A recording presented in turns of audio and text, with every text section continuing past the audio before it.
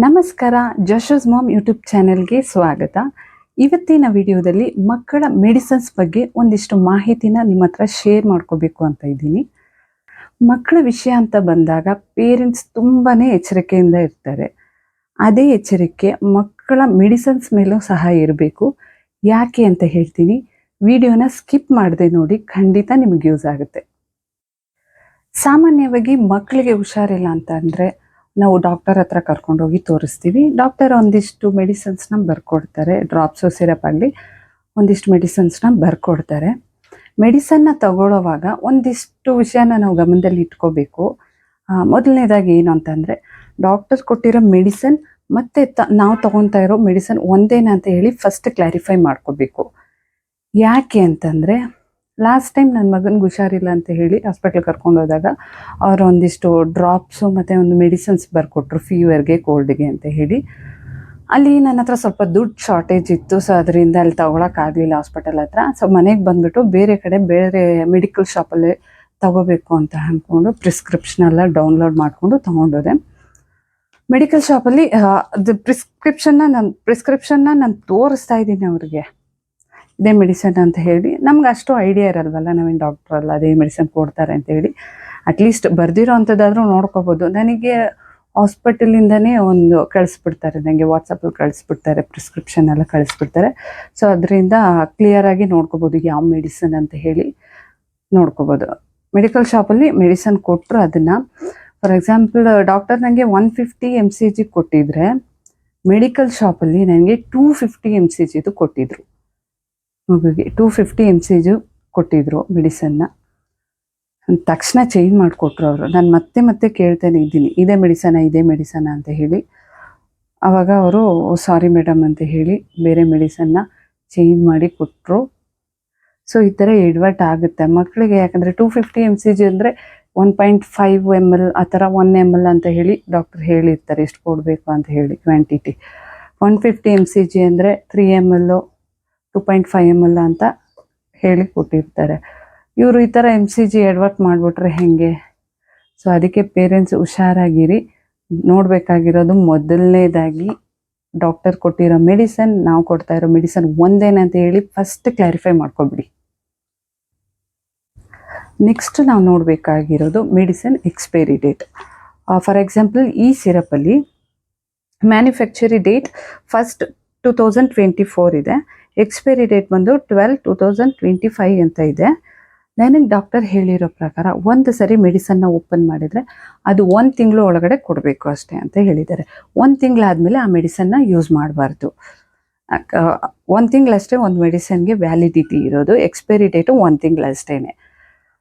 ಮತ್ತು ಇದರಲ್ಲಿ 1 ಇಯರ್ವರೆಗೂ ಇದೆ ವ್ಯಾಲಿಡಿಟಿ ಅಂತ ಕೊಟ್ಟಿದ್ದಾರಲ್ಲ ಎಕ್ಸ್ಪೈರಿ ಡೇಟ್ ಅಂತ ಕೇಳ್ಬೋದು. ನಾನು ಇದೇ ಪ್ರಶ್ನೆ ಡಾಕ್ಟರ್ನ ಕೇಳಿದೆ. ಅವ್ರಂತಂದರು, ಈ ಎಕ್ಸ್ಪೈರಿ ಡೇಟ್ ಬಂದು ಈ ಸೀಲ್ ಓಪನ್ ಮಾಡೋಕ್ಕೂ ಮುಂಚೆ, ಇದೆಯಲ್ಲ ಮೆಡಿಸನ್ನು ಸಿರಪ್ಪು, ಈ ಸೀಲ್ ಓಪನ್ ಮಾಡೋಕ್ಕೂ ಮುಂಚೆ ಈ ಡೇಟ್ವರೆಗೂ ಸೇಲ್ ಮಾಡೋ ಒಂದು ಇದು ಇರುತ್ತೆ. ಅಂದರೆ ಈ ಡೇಟ್ವರೆಗೂ ಸೇಲ್ ಮಾಡೋ ವ್ಯಾಲಿಡಿಟಿ ಇರುತ್ತೆ, ಸೇಲ್ ಮಾಡ್ಬೋದು ಅಂತ ಅರ್ಥ. ಒನ್ಸ್ ಇದನ್ನು ಓಪನ್ ಮಾಡಿಬಿಟ್ರೆ, ಸೀಲ್ ಓಪನ್ ಮಾಡಿ ನಾವು ಮಗುಗೇನಾದರೂ ಕೊಟ್ವಿ ಅಂತ ಹೇಳ್ಕೊಳ್ಳಿ, ಓಪನ್ ಮಾಡಿ ಕೊಟ್ವಿ ಅಂತ ಹೇಳಿದರೆ ಅವತ್ತಿಂದ 1 ತಿಂಗಳವರೆಗೆ ಅಷ್ಟೇ ಯೂಸ್ ಮಾಡ್ಬೋದು. ಈಗ 5 ಡೇಸ್ ಜ್ವರ ಇತ್ತು ಅಂತ ಹೇಳಿ ಅಂತ 5 ಡೇಸ್ ಜ್ವರ ಇತ್ತು ಅಂತ ಅಂದ್ಕೊಳ್ಳಿ. 5 ಡೇಸ್ ಆದಮೇಲೆ ಜ್ವರ ಕಮ್ಮಿ ಆಯಿತು, ಆ ಮೆಡಿಸನ್ನ ನಾನು ಸ್ಟಾಪ್ ಮಾಡಿದೆ. 10 ದಿನ ಆದಮೇಲೆ ಮತ್ತೆ ಜ್ವರ ಬಂತು ಅಂತ ಇಟ್ಕೊಂಡ್ರೆ ಆ ಮೆಡಿಸನ್ನ ಕೊಡ್ಬೋದು. ಯಾಕಂದರೆ 15 ಡೇಸ್ ಆಗಿರುತ್ತೆ ಅಲ್ಲಿಗೆ, ಆ ಮೆಡಿಸನ್ನ ಕೊಡ್ಬೋದು. ಒಂದು ವೇಳೆ 20 ದಿವಸ 30 ದಿವಸ ಅಂತ 1 ತಿಂಗಳ ಮೇಲೆ ಆಗಿಬಿಟ್ರೆ ಅದನ್ನು ಕೊಡಬಾರ್ದು ಅಂತ ಹೇಳಿದ್ದಾರೆ. ಈ ಡೇಟ್ ಇರೋದು ಬಂದ್ಬಿಟ್ಟು ಈ ಸೀಲಿಗೆ ಮಾತ್ರ. ಈ ಸೀಲ್ ಓಪನ್ ಮಾಡ್ತೀವಲ್ಲ, ಓಪನ್ ಮಾಡಾದ್ಮೇಲೆ ಇದಕ್ಕಿರೋದು 1 ತಿಂಗಳು. ಓಪನ್ ಮಾಡೋಕ್ಕೂ ಮುಂಚೆ ಇಲ್ಲಿವರೆಗೂ ಇರುತ್ತೆ, 1 ಇಯರ್ವರೆಗೂ ಇರುತ್ತೆ ಫಾರ್ ಎಕ್ಸಾಂಪಲ್. ನೆಕ್ಸ್ಟ್ ಮೆಡಿಸನ್ನ ಹೇಗೆ ಸ್ಟೋರ್ ಮಾಡೋದು ಅಂತ ಹೇಳಿ ಇದರಲ್ಲೇ ಕೊಟ್ಟಿರ್ತಾರೆ. ಇದರಲ್ಲಿ at a temperature not exceeding 25 Celsius, ಕೆಲವೊಂದರಲ್ಲಿ 30 ಸೆಲ್ಸಿಯಸ್ ಅಂತ ಕೊಟ್ಟಿರ್ತಾರೆ. Keep out of reach of children, keep the bottle well closed after use. Medicine use ಮಾಡಾದ್ಮೇಲೆ ಟೈಟಾಗಿ ಕ್ಲೋಸ್ ಮಾಡಿ ಹಿಡಿ ಮೆಡಿಸನ್ನ. ಮತ್ತು ಈ ಕ್ಯಾಪ್ ಇದೆಯಲ್ಲ, ಈ ಕ್ಯಾಪ್ ಯಾವಾಗಲೂ ಇದ್ರ ಜೊತೆಗೇನೆ ಇಡಬೇಕು. ಮತ್ತು ಈ ಮೆಡಿಸನ್ನ ಹೀಗೆ ಇಡಬಾರ್ದು, ಸ್ಟ್ಯಾಂಡಿಂಗ್ ಪೊಸಿಷನಲ್ಲೇ ಇಟ್ಬಿಡಿ. ಈ ಮೆಡಿಸನ್ನ ಈ ಥರನೇ ಇಡಿ. ಹಿಂಗೆ ಮಲಗಿಸಿಟ್ಬಿಟ್ರೆ ಕೆಲವೊಂದ್ಸರಿ ಲೀಕೇಜ್ ಆಗಿಬಿಡುತ್ತೆ. ಲೀಕ್ ಆಗಿರೋ ಮೆಡಿಸನ್ನ ಯಾವತ್ತೂ ಯೂಸ್ ಮಾಡೋಕ್ಕೆ ಹೋಗ್ಬಿಡ್ರಿ. ಈ ಥರನೇ ಸ್ಟ್ರೈಟಾಗಿಡ್ರಿ, ಈ ಥರನೇ ಸ್ಟ್ರೈಟಾಗಿಡ್ರಿ. ನಾನು ಹೇಗೆ ಇಡ್ತೀನಿ ಅಂದರೆ ಒಂದು ಬಾಕ್ಸಲ್ಲಿ ಹಾಕಿಬಿಟ್ಟು ಕಬೋರ್ಡಲ್ಲಿ ಇಟ್ಬಿಡ್ತೀನಿ. ಮತ್ತು ಇದರಿಂದ ಒಂದು ಎಕ್ಸ್ಪೀರಿಯನ್ಸ್ ಆಯಿತು. ಏನಪ್ಪ ಅಂತಂದರೆ, ಲಾಸ್ಟ್ ಟೈಮ್ ನಾವು ಊರಿಗೆ ಹೋದಾಗ ನಮ್ಮ ಮಗ ನೈಟ್ ಹೊತ್ತು ಕಿವಿಗೆ ಉಚ್ಕೊಂಡು ಅಳ್ತಾ ಇದ್ದ ತುಂಬಾ. ನನಗೆ ಸಿಕ್ಕಾಪಟ್ಟೆ ಭಯ ಆಗೋಯ್ತು, ಇದೇನಪ್ಪ ಇದು ಅಂತೇಳಿ. ಇರುವೆ ಏನಾದರೂ ಕಚ್ಬಿಡ್ತಾ ಅಥವಾ ಹುಳ ಏನಾದರೂ ಹೊರ್ಟೋಯ್ತಾ ಅಂತೇಳಿ ತುಂಬ ಹೆದರ್ಕೊಬಿಟ್ಟಿದ್ದೆ. ಹಂಗೆ ಹಿಂಗೆ ಸಮಾಧಾನ ಮಾಡಿ ಬೆಳಗಿನ ಜಾವವರೆಗೂ ಹಂಗೆ ಹಿಂಗೆ ಸಮಾಧಾನ ಮಾಡಿ ಮಲ್ಕೊಂಡ. ಮತ್ತೆ ತಕ್ಷಣ ಸುಮ್ಮನೆ ಹಂಗೆ ಉಚ್ಕೊತಾ ಇದ್ದ. ಡೌಟ್ ಬಂತು ನನಗೆ, ಸರಿ ಯಾಕೆ ಒಂದ್ಸರಿ ಹಾಸ್ಪಿಟ್ಲಿಗೆ ಕರ್ಕೊಂಡೋಗಿ ತೋರ್ಸೋಣ ಅಂತೇಳಿ ಅಲ್ಲೇ ಹತ್ರ ಇರೋವಂಥ ಹಾಸ್ಪಿಟ್ಲಿಗೆ ಕರ್ಕೊಂಡೋಗಿ ತೋರಿಸಿದ್ವಿ. ಅಲ್ಲಿ ಇನ್ಫೆಕ್ಷನ್ ಆಗಿರ್ಬೋದು, ಮೇ ಬಿ. ಇರುವೆ ಏನು ಕಚ್ಚಿರಲ್ಲ, ಇನ್ಫೆಕ್ಷನ್ ಆಗಿದ್ರು ಆ ಥರ ಆಗುತ್ತೆ ಅಂತ ಹೇಳಿ ಓರಲ್ ಸಸ್ಪೆನ್ಷನ್ ಒಂದು ಕೊಟ್ಟಿದ್ರು, ಮತ್ತು ಒಂದು ಡ್ರಾಪ್ಸ್ ಒಂದು ಬರ್ಕೊಟ್ಟಿದ್ರು. ಡ್ರಾಪ್ಸ್ ಬರ್ಕೊಟ್ರು. ಸರಿ, ಅದು ಬೆಳಗ್ಗೆ ಒಂದು ಟೈಮ್ ಕೊಟ್ಟೆ ನಾನು. ಕೊಟ್ಬಿಟ್ಟು ಬೆಂಗಳೂರಿಗೆ ಹೊರಟು ಬಂದ್ವಿ. ಸುಮಾರು ಊರಿಂದ ಬೆಂಗಳೂರು ಬರೋದಕ್ಕೆ 2 hours ಆಯಿತು ಕರೆಕ್ಟಾಗಿ. ಸಖತ್ ಬಿಸಿಲು, ಸಿಕ್ಕಾಬಟ್ಟೆ ಬಿಸಿಲಿತ್ತು. ಸರಿ, ಮಧ್ಯಾಹ್ನಕ್ಕೆ ಆ ಮೆಡಿಸನ್ ಕೊಡಬೇಕಲ್ಲ ಅಂತ ಹೇಳಿ ಕೊಡೋಕೆ ಓಪನ್ ಮಾಡಿದರೆ ಆ ಮೆಡಿಸನ್ ಬಂದ್ಬಿಟ್ಟು ಅದೇ ಓರಲ್ ಸಸ್ಪೆನ್ಷನ್. ಅದು ನೋಡಿದ್ರೆ ಸ್ಲೈಟ್ ಯೆಲ್ಲೋ ಕಲರ್ ಆಗಿಬಿಟ್ಟಿದೆ.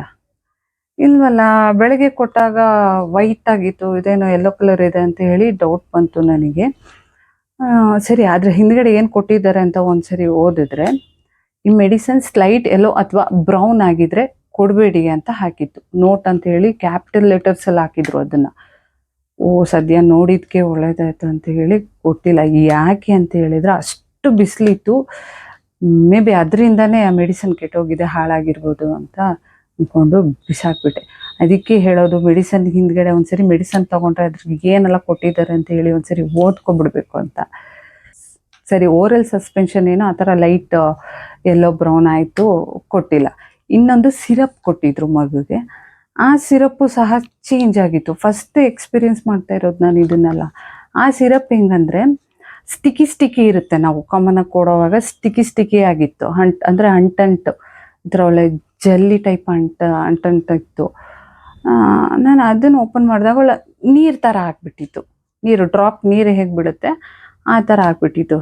ಅಲ್ಲಿಗೆ ಅದೂ ಕೆಟ್ಟೋಗಿದೆ ಅಂತಲೇ ಅರ್ಥ. ಸೊ ಅದಕ್ಕೆ ಮಕ್ಕಳು ಮೆಡಿಸನ್ಸ್ ಬಗ್ಗೆ ಇಷ್ಟು ಕೇರ್ಫುಲ್ ಆಗಿರಬೇಕು ಅಂತ ಹೇಳೋದು. ಎರಡೂ ಬಿಸಾಕ್ಬಿಟ್ಟೆ, ಇನ್ನೇನು ಮಾಡೋದು. ಹಂಗೂ ಅಂತಾರೆ ಅಕ್ಕಪಕ್ಕ ಇರೋರು, ಕೊಡು ಪರವಾಗಿಲ್ಲ, ಏನಾಗಲ್ಲ, ನಿನ್ನೆ ತಾನೇ ತೊಗೊಂಡಿದ್ದು, ಬೆಳಗ್ಗೆ ತಾನೇ ತೊಗೊಂಡಿದ್ದು, ಏನಾಗಲ್ಲ ಪರವಾಗಿಲ್ಲ ಕೊಡು ಅಂತ ಹೇಳ್ತಾರೆ. ನೀವು ಹೇಳಿ, ಪರವಾಗಿಲ್ಲ ಬಿಸಾಕಿದ್ರು ಏನಾಗಲ್ಲ ಅಂತ ಹೇಳಿ. ಸೊ ಪ್ಲೀಸ್, ಇಂಥದ್ದೆಲ್ಲ ಎಡವಟ್ಟು ಆಗ್ತವೆ, ಹುಷಾರಾಗಿರಿ. ನನಗಂತೂ ನನ್ನ ಮಗನಿಗೆ ಏನಾದ್ರು ಕೊಡಬೇಕಂದ್ರೂ ಯೋಚನೆ ಮಾಡಿ ಎಲ್ಲ ಸರ್ಚ್ ಮಾಡಿ ನೋಡಿನೇ ಕೊಡೋದು ನಾನು. ಡಾಕ್ಟರ್ 2 ml ಹೇಳಿದ್ರೆ ನಾನು 1 ml ಕೊಡ್ತೀನಿ, ಅಷ್ಟು ಭಯ ನನಗೆ. ಏನು ತಪ್ಪೇನಿಲ್ಲ ಇರೋದು ಆ ಥರ ಅಲ್ವಾ. ನನಗಂತೂ ಖುಷಿ ಆಯಿತು ಇಷ್ಟೆಲ್ಲ ಫೈಂಡ್ ಔಟ್ ಮಾಡಿ ಮುಂಚೆನೇ ಈ ಥರ. ನನಗಂತೂ ಪ್ರೌಡ್ ಅನಿಸುತ್ತೆ, ಇಷ್ಟೆಲ್ಲ ಮುಂಚೆ ಇಷ್ಟೆಲ್ಲ ನೋಡಿ ಕೊಡ್ತೀನಲ್ಲ ಅಂತ ಹೇಳಿ. ನನಗೇನೋ ಖುಷಿ ಆಗುತ್ತೆ ಸಮ್ಟೈಮ್ಸು. ಇಷ್ಟು ಕೇರ್ಫುಲ್ ಆಗಿರೋದು ಒಳ್ಳೆಯದೇನೆ. ಈ ವಿಡಿಯೋ ನಿಮಗೆ ಇಷ್ಟ ಆಗಿದ್ದರೆ ಒಂದು ಲೈಕ್ ಮಾಡಿ, ಪ್ಲೀಸ್ ನನ್ನ ಚಾನೆಲ್ಗೆ ಸಬ್ಸ್ಕ್ರೈಬ್ ಮಾಡಿ. ನೆಕ್ಸ್ಟ್ ವಿಡಿಯೋದಲ್ಲಿ ಸಿಗ್ತೀನಿ. ಅಲ್ಲಿವರೆಗೂ ನಮಸ್ಕಾರ, ಬಾಯ್.